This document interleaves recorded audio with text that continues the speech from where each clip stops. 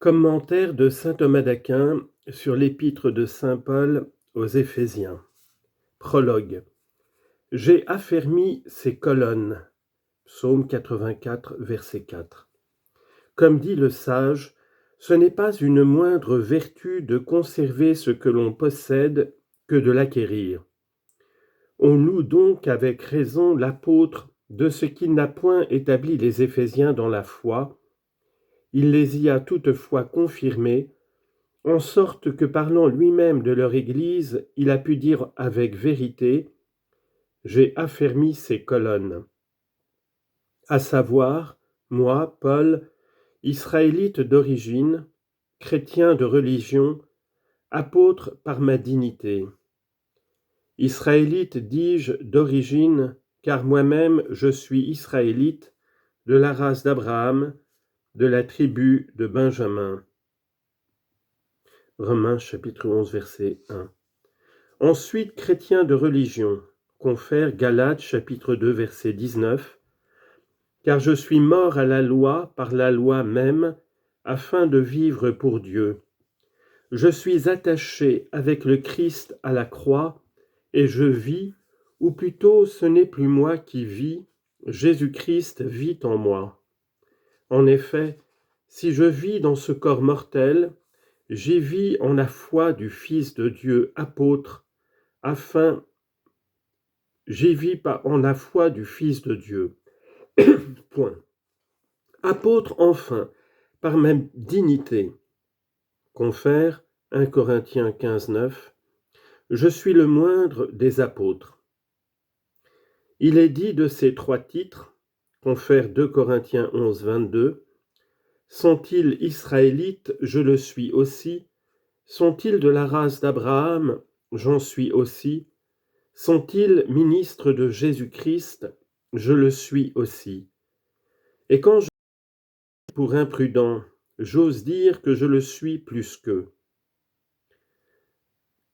Tel doit être le prédicateur de la science du salut. Israélite pour la contemplation de Dieu. Chrétien quant à la religion de la foi. Apôtre par l'autorité du ministère. Moi donc, Paul, juif d'origine, cherchant Dieu par la foi, apôtre de Dieu en m'efforçant de l'imiter.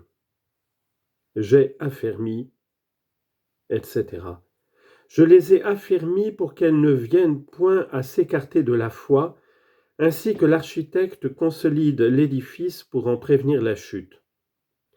C'est de là qu'il a été dit à Pierre, confère Luc 22, 32, « Et vous, lorsque vous aurez été convertis, ayez soin d'affermir vos frères. » Et c'est ce qu'a fait saint Paul. Aussi, on peut lui appliquer cette parole de Job, chapitre 4, verset 4, « Vos paroles ont affermi ceux qui chancelaient. » Il les a encore affermis afin qu'il n'ait aucune crainte des faux docteurs. C'est ainsi que l'évêque affermit l'enfant en lui donnant contre la pusillanimité l'esprit de foi. Il est dit de David dans ce même sens, psaume 88, verset 21. « J'ai trouvé David mon serviteur, je l'ai oint de mon huile sainte, car ma main l'assistera et mon bras le fortifiera, et le méchant ne pourra lui nuire. » Et encore au psaume 32, verset 16. « Par la parole de Dieu, écrite par Paul, les cieux, c'est-à-dire les Éphésiens, ont été affermis, à savoir de peur qu'ils ne viennent à perdre la couronne de gloire. » C'est ainsi que le supérieur ou le prince confirme le don qu'il a fait, pour que dans la suite il ne soit point enlevé. Psaume 40, verset 13.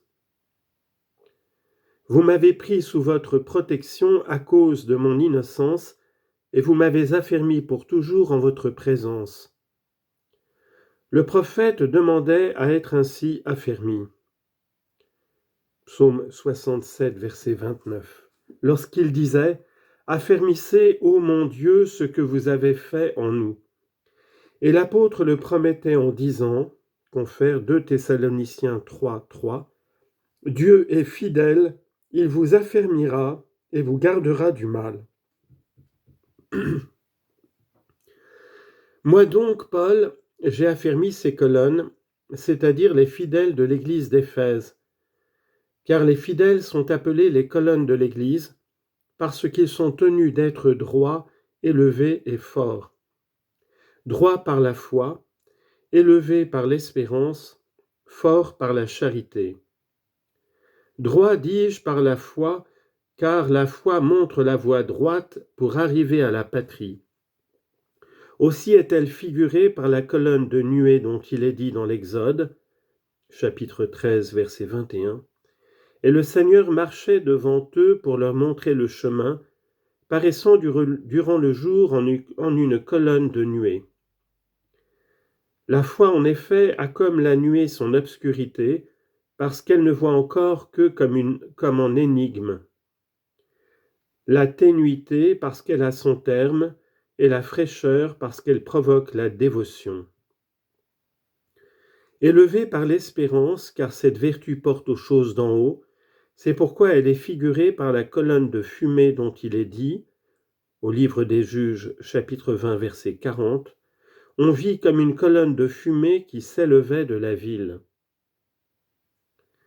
L'espérance, en effet, a cette ressemblance avec la fumée qu'elle s'élève du feu, c'est-à-dire de la charité, monte en haut et s'évanouit à la fin, c'est-à-dire dans la gloire. Fort par la charité, car l'amour est fort comme la mort, ainsi qu'il est dit, Cantique des Cantiques, chapitre 8, verset 6. Elle est donc marquée par la colonne de feu qui consume toute chose. C'est de là qu'il est dit au livre de la sagesse, chapitre 18, verset 5. Ils ont eu une colonne ardente pour guide dans un chemin inconnu. De même, en effet, que le feu illumine les corps transparents, épure les métaux, dévore les combustibles, ainsi la charité fait resplendir les œuvres, purifie l'intention et détruit les vices. Ainsi se manifeste la cause efficiente de cet épître. C'est Paul, ce qui est indiqué par ce mot, moi, Paul. Sa cause finale, c'est l'affermissement dans la foi, ce qui est marqué par cet autre, j'ai affermi. La cause matérielle, elle s'adresse aux Éphésiens dont il est dit, c'est colonne. Enfin, la cause formelle se reconnaît dans la division de l'épître et dans la méthode de l'apôtre. L'auteur de la glose met en tête de cet épître un prologue ou sommaire dans lequel il se propose principalement deux choses. D'abord, il dépeint les Éphésiens. Ensuite, il explique le raisonnement et la méthode de l'apôtre à ces mots, l'apôtre les loue, etc. Il dépeint les Éphésiens auxquels saint Paul écrit par trois circonstances. D'abord leur pays, ils sont asiatiques et de l'Asie mineure. Ensuite leur religion, et ils ont reçu la parole de la vérité chrétienne. Enfin leur stabilité, en ce qu'ils sont demeurés fermes dans la foi. La première regarde donc la patrie, la seconde la grâce, la troisième la persévérance. L'apôtre les loue, etc. Il indique à la suite et la raison et la méthode de cet épître, ce qui implique quatre choses. Premièrement, le motif de la lettre. Deuxièmement, son auteur, l'apôtre qui écrit.